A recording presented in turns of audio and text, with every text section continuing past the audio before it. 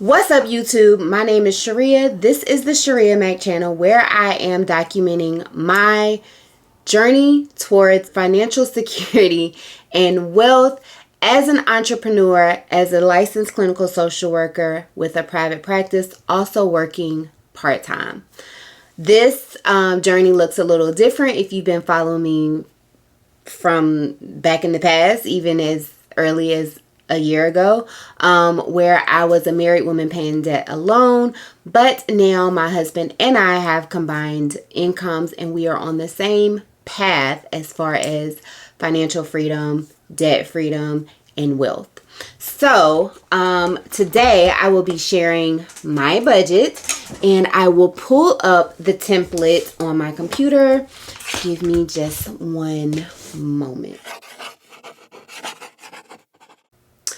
All right, so this is my monthly budget. I downloaded this template from Dominique something. I will input her YouTube channel down in the description box, but I actually, this download is available from TikTok. I follow her on TikTok as well.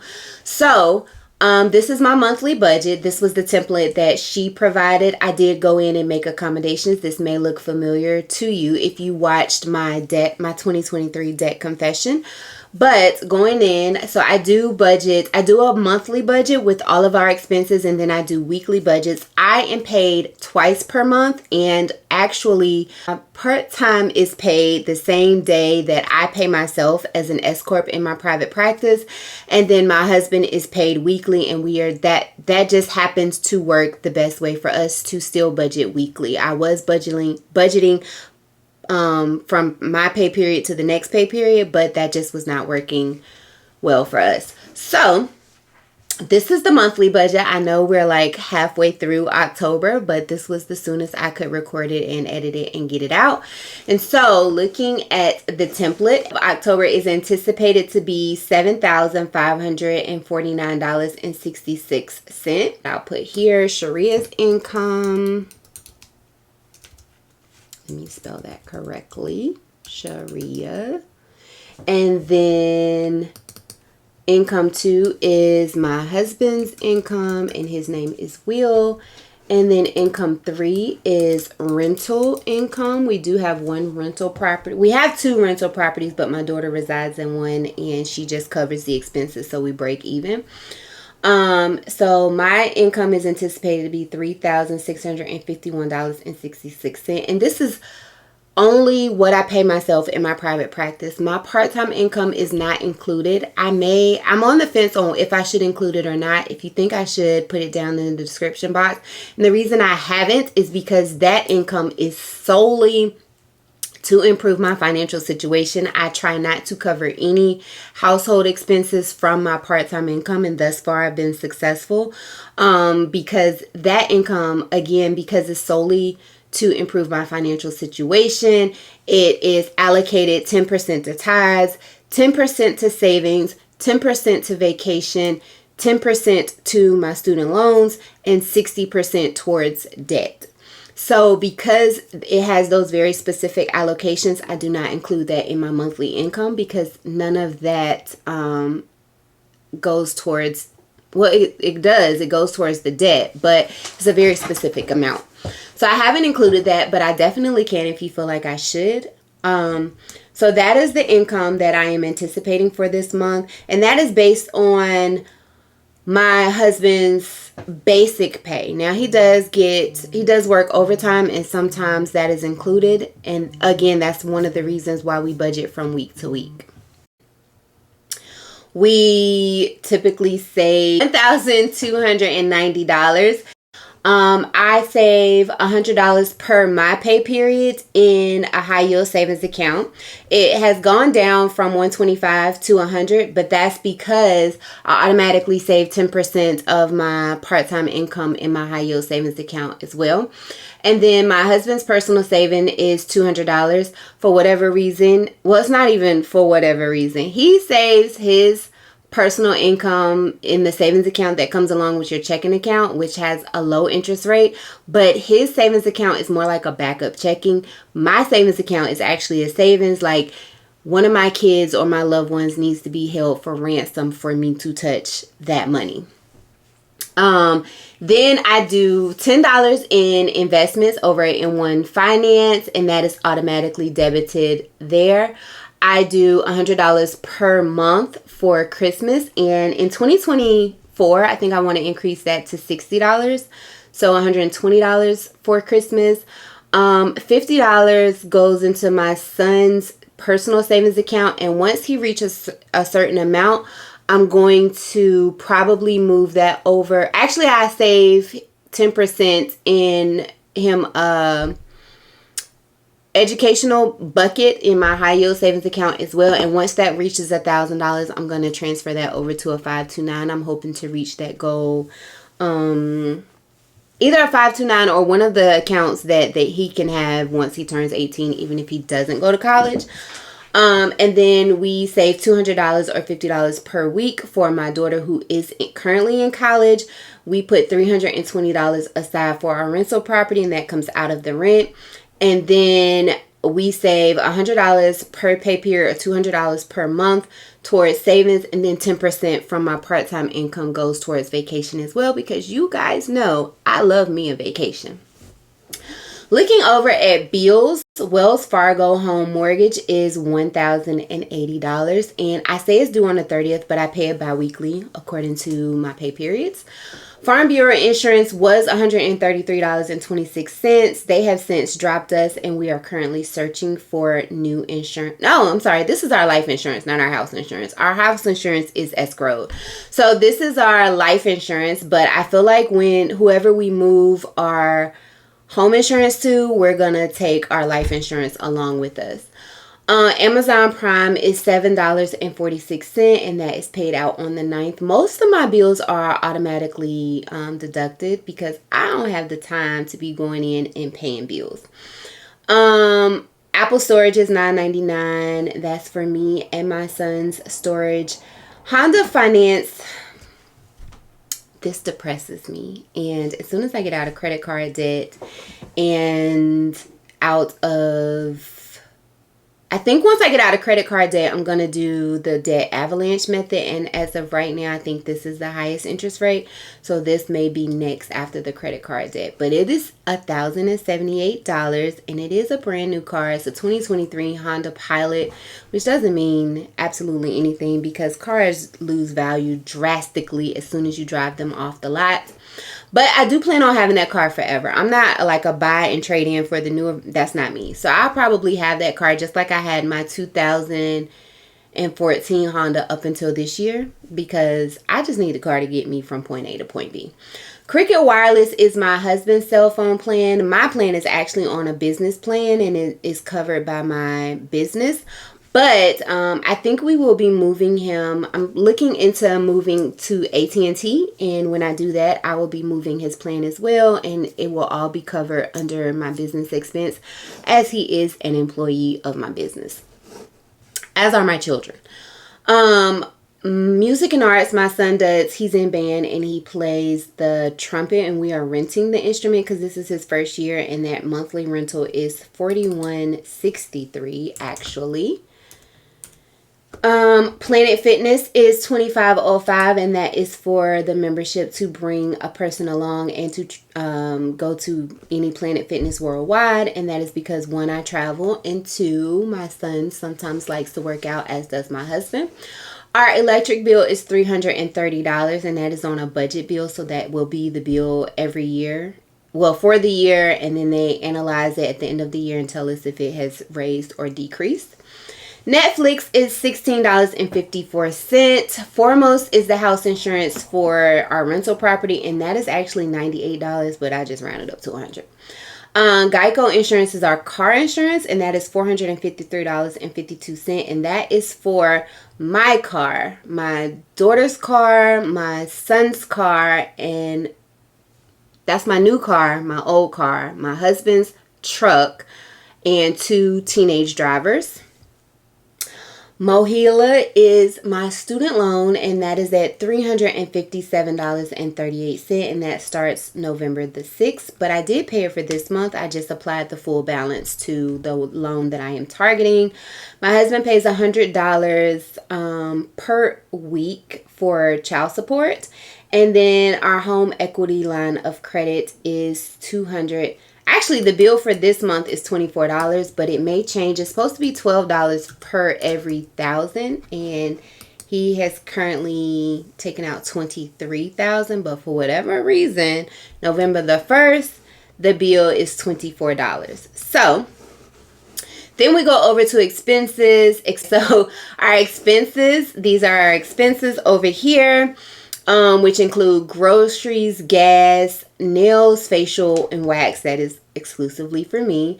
My boys' hair, I try to save $50 per month, but they typically get their hair is locked, and they get their hair done every about 4 to 6 weeks, but I will save $50 a month so that by the time that they want to get their hair done, I have the money in the budget.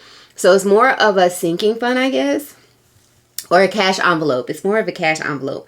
Toiletries, this is anywhere from deodorant, paste, lotion, all of those things. They fall under toiletries. And household is things like tissue, paper towels, cleaning supplies, detergents. All of those things fall under household. And miscellaneous is anything that falls outside of that category. And then debt, I do have to update this, but as of the 1st of October, these were the debts that we had. We have since acquired more. And it's not necessarily us applying for new credit cards. It's more of like I have upgraded 3 of my American Express cards from one tier to another tier, and the annual fee that comes with that, which is still debt. And I think that's it. I did apply for a Wells Fargo card, and that was because it had 21 months of 0 interest. And initially I was thinking I was going to place I was going to pay off one of my student loans with that credit card, if that's an option, and then try to have the balance cleared off before the interest accrued on the credit card. I haven't quite done that yet because I haven't ran all the numbers. Amex, I have American Express. This is a business card, but I use it personally, so I include it in my business budget and my personal budget, and depending on what I've ordered, I will pay it out of my personal expenses or my business account. I have a Platinum American Express, as does my husband. The monthly payment for both is $40. So Ulta,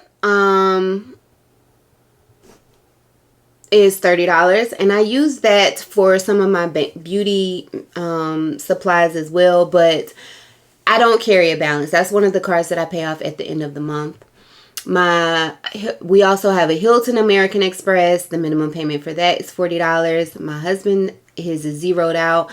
Mine carries a balance, but that's also because my children are authorized users, and they have to cover their own expenses, anything over $100. Actually, that's $100 for my daughter. She uses it for gas mainly. Every now and again, groceries if we can't give her the money. But my son, he uses it to purchase clothes and stuff like that. But I have made sure to tell him that he needs to pay the balance at the end of the month because of interest. So I've already had that conversation with him, and he's done pretty well with it. So, Citi card. Oh, my PayPal. I have a PayPal. My husband has a PayPal. His PayPal payment is actually $41, and it's due on the 25th. Mine is $30, and it's due on the 19th, and I have already paid that. Citi cards, I moved the balance from my Hilton American Express to Citi because they had a 0 interest period. And that 0 interest period is until May of 2024. So I moved that from there. And then my Carnival Barclays card also had 0% interest until July. So I moved my United Airlines Chase card balance to that balance. And I go more into this when I do my budget on debt. I mean, when I do my debt updates, I'll go more into my debt dashboard, but you may have been familiar with it from my debt confession. Then I have my state employees credit union credit card, and that is due on the 15th, and the payment for November 15th is $50, but it usually fluctuates based on your balance. This is the card that I use to pay my daughter's tuition. That is the only thing I use this card for. I don't know why. I think originally I was doing it because she had a Cloverdale education account, and it was just easier to use this credit card and then transfer the funds to pay the credit card balance from the Cloverdale account. But we have since used the Cloverdale funds, and we're not able to continue to contribute to it because she's 19. So I still have the account open, and I think I'm going to transfer it to my youngest son, who is 10. But that's why I was that's why I use this card to pay the tuition. And this is my Target card, but I was actually thinking today, maybe it shouldn't be my Target card because I'm gonna have to pay her tuition again in January. So, and then we have Sam's Club, and I typically use Sam's Club for our housing and toiletries. And we did just do that. And so what I do is once we use the card, I take the money in the budget for those two categories, and I pay the balance off at the end of the month for that as well. And then my husband has a Capital One Venture RX card because, again, we love to travel. And so this is our monthly balance. As you can see up here, it looks like we are in the red, $83.44.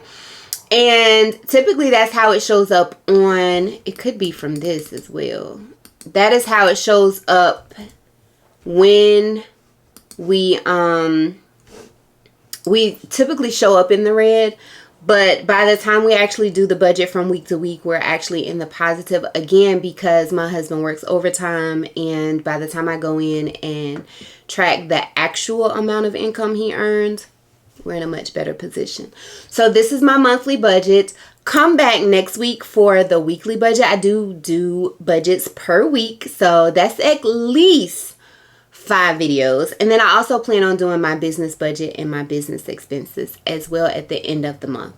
So that is, I'm using budgeting to, again, get ahead of the debt. And I like having the monthly budget, but I also go in and, like I said, I do weekly budgets as well to better track our expenses. And so come back next week for budget October weekly budget number 1, and the following weeks for the remainder of the weeks of October. Thank you so much for following. If you have any questions about my budget template, or if you have any advice on anything that I can do differently or could do better, please make sure to leave that in the description box. Again, I will put the creator who I got this template for. It was free. She should charge, but I appreciate the fact that it's free. And then I made my own accommodations based on my personal style. And I put that, and this is what I'll be using to document my budgeting from month to month and week to week. So thank you so very much for following. If you have not already subscribed, please consider subscribing to follow my journey towards wealth as a 41-year-old with the goal to be able to retire by the time I'm 50. Sooner would be so much better. I really appreciate it if you have watched to the end. And again, if you have not already considered subscribing, make sure you are subscribing, make sure you do so. Until the next time, bye for now.